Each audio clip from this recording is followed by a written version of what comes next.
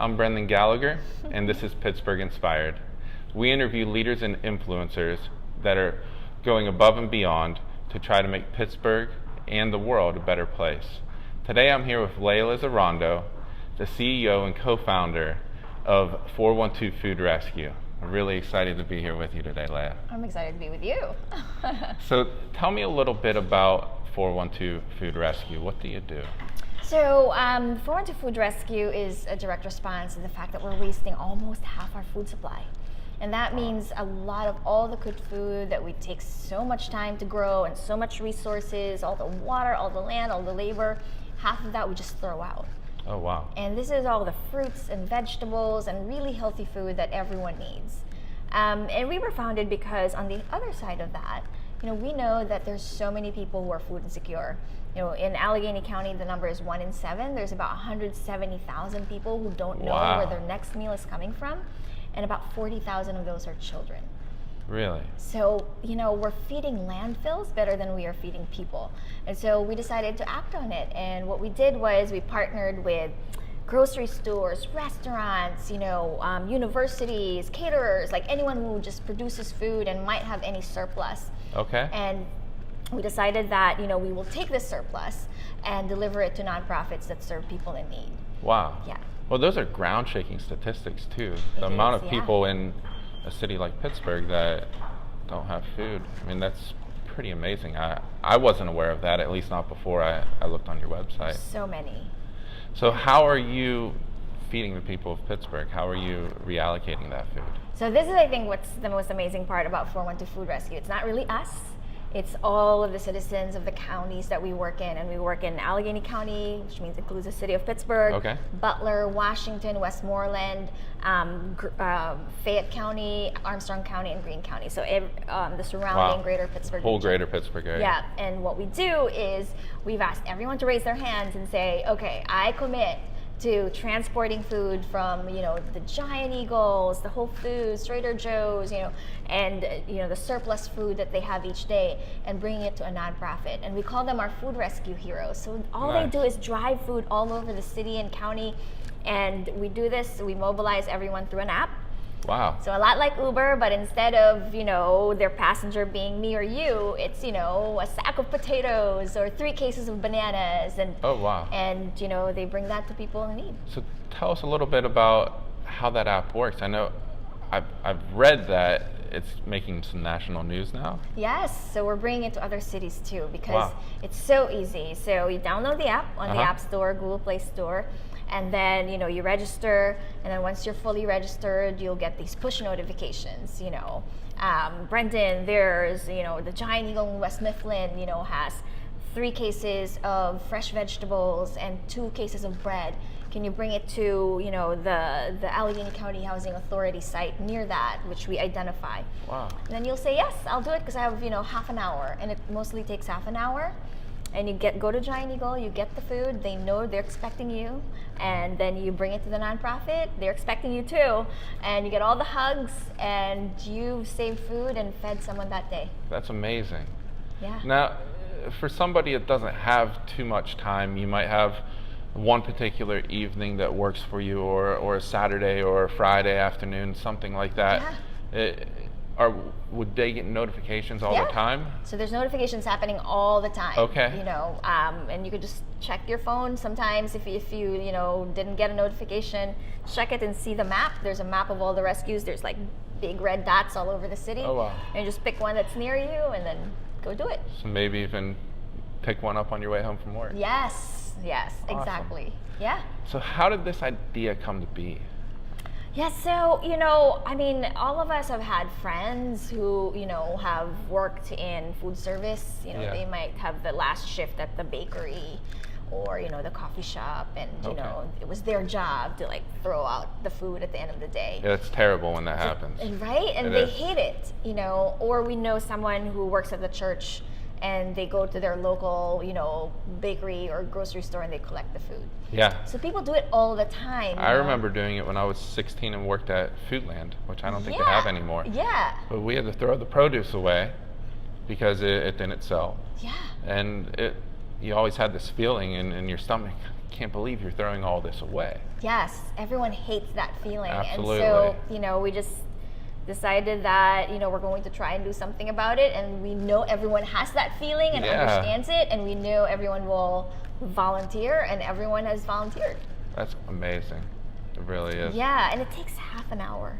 Really does. It takes maybe at the most an hour. Now, you're a co-founder. I mean, how did you take this from an idea to something that was actually functioning and making a big difference? Right. So we had a lot of people, coalesce right in the very beginning. It wasn't just me. I had this whole group of women and people and men, and just once you say the idea to someone else, then they say yes. They want to be involved. Right. Yeah, they want to be involved. And everyone, it's such a, how can you say no?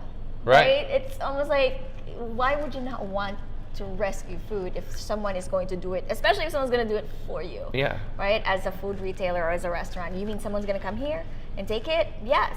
And then you go to the nonprofit and say, would you like food? All of the nonprofits say yes. So we barely have a nonprofit that would say no to food, because then they could distribute it to the families they serve. So really, it's been the biggest gamble for us was really trying to understand that, Pittsburghers and people who live in the region would actually do it, because we depend a lot on them. Right. But we have about 4,000 people who have downloaded our app and that's amazing. And said, I'm really curious, and about 1,200 people have actually successfully completed the rescue. Wow. And multiple rescues. People own, a weekly route. They'll say, okay, I'll do this. This is on my way to work. Every morning, I'll just, go half an hour earlier and pick up from the Brugger's Bagels and drop it off to the veterans place. Right. And that's it.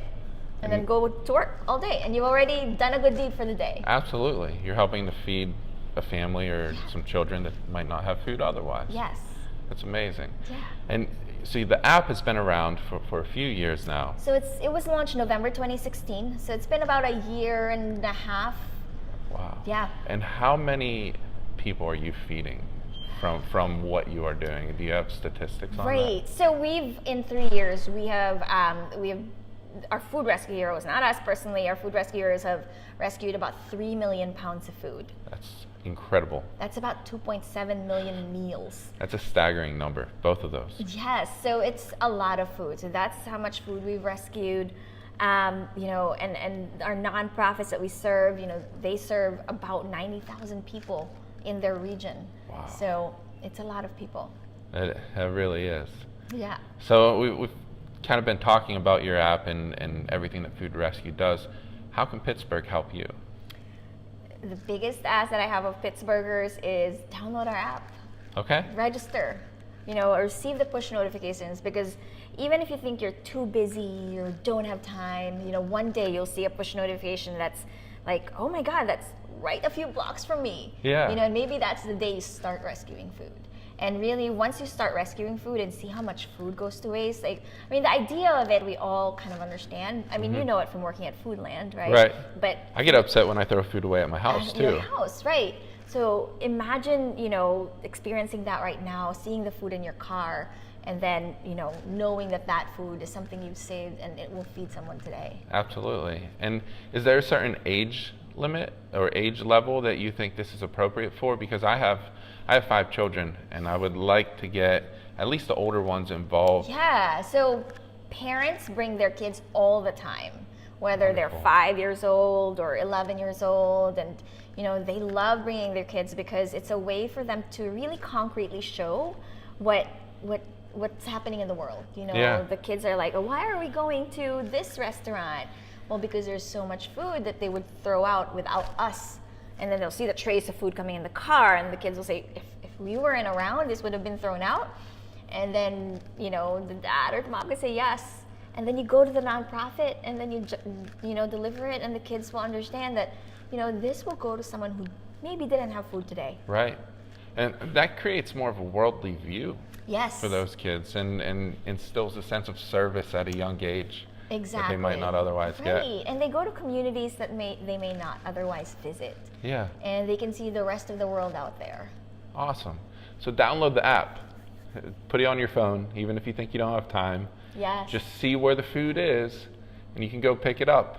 It doesn't cost you anything to do it. It's easy. App is free. Wonderful. So, I mean, you being a young, successful person that has built this thing that is really changing Pittsburgh and the world, because you're starting to do it in other cities now too. Yes. If you had to pick one guiding principle, like something that you live your life by, something that motivates you and drives you every day, what would you say that is? I think it's just being persistent. Persistence?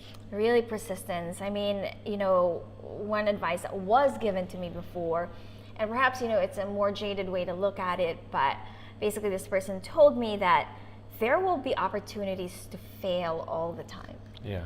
It's like people who don't want to support you, or people who thinks it's impossible, your dream is impossible and you're crazy, and and you will get also the folks who will, of course, encourage you. But yes, there's always, the desire, or not desire, but it's the easier road is to just give up.